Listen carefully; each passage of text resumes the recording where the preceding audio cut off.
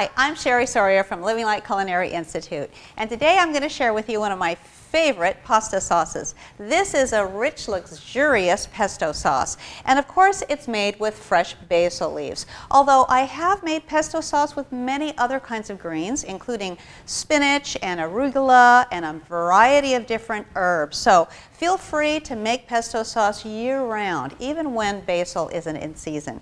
You're going to need a food processor for this. I prefer a food processor over a blender because I like to maintain some of the texture that you get when you are using the food processor. In the blender, everything becomes very homogeneous. So we're going to, of course, be using our basil, and I have to tell you that I am making a double recipe. I'm going to give you the single recipe amount, but I almost never make a single recipe of pesto because I can freeze it. I put it in small serving containers like little ball jars, or I'll freeze it in ice cube trays. And one ice cube tray makes about 2 tablespoons, which is what I consider to be 1 serving. So it really is great to make a double batch whenever basil or your other leafy greens are in season. So here I have, if it were a single batch, 2 cups of basil leaves, and that's 2 cups tightly packed. They have had the stems removed and they've been washed and spun dry. You'll also need 2 tablespoons of olive oil and 2 tablespoons of flax oil. Now I use the flax oil because it adds an extra level of omega-3 fatty acids. But if you just used olive oil, that would be fine too. And in fact, if you are on an oil-free diet, you could even use avocado. That works pretty well. I'm also going to be adding, of course, some salt and some nutritional yeast. I would say about 2 teaspoons of nutritional yeast, and I like to use Red Star brand vegetarian support formula nutritional yeast, and I only have about a 1/4 teaspoon of my favorite kind of salt, Himalayan crystal salt. I'll also be using about a teaspoon of crushed garlic, which is around 2 medium-sized cloves, and some miso. And I like the light miso. My favorite is chickpea miso.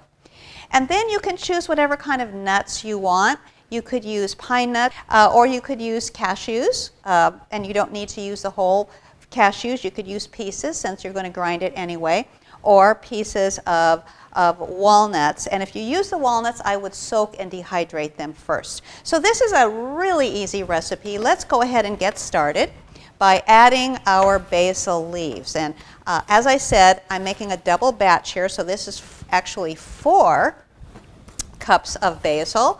And if you have a smaller food processor, you might have to do a double batch in 2 batches. In other words, a single batch each time. And I'm just going to go ahead and add my 2 oils, which are the flax oil and the olive oil.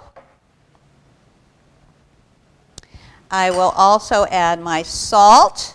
Basil is on the bitter side because it is an herb, and all herbs are bitter, but there's also a nice little sweetness to it, which is why it's often called sweet basil. So I've added a salty element. I've also added a little bit of bitterness in the olive oil, and now I'm adding the nutritional yeast, which is a little bit on the sweet side, and the miso, which is both sweet and salty. And that's going to add not only some nice probiotics, but also kind of a cheesiness in combination with the nutritional yeast, which is also high in B12. So it's another good reason to add a little bit every chance you get.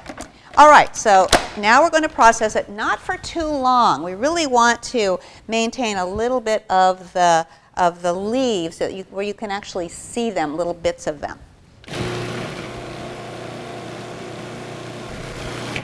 All right, I don't want it to be, as I said, over-processed. I want to allow some room for the nuts to be processed in there as well. And I don't want them to be really well pureed. I want to see little flecks of nuts.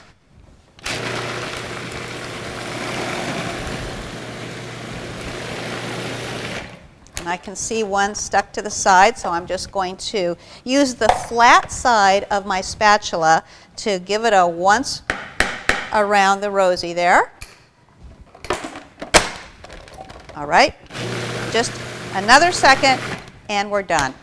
Oh, that smells so good. All right. And as you can see, it really reduces a lot in volume. So you do want to make several batches of this if you can.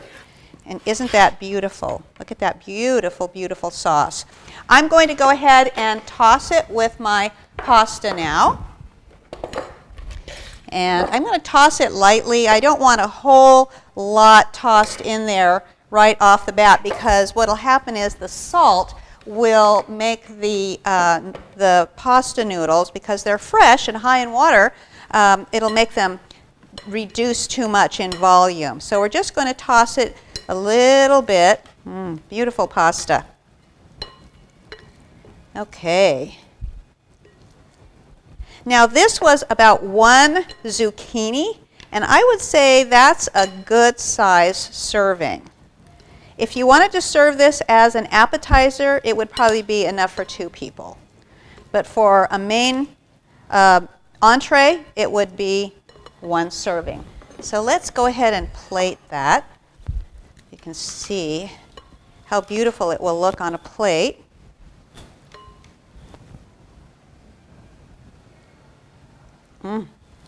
So good.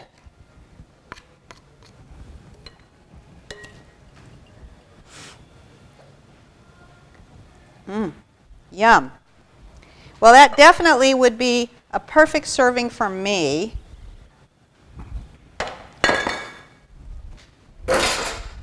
And there we have it.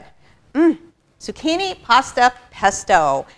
If you want more great recipes from me and Living Light, go to our website, rawfoodchef.com, and register for our newsletter, and you'll get free recipes and videos. I'm Cherie Soria, helping you make healthy living easy and delicious.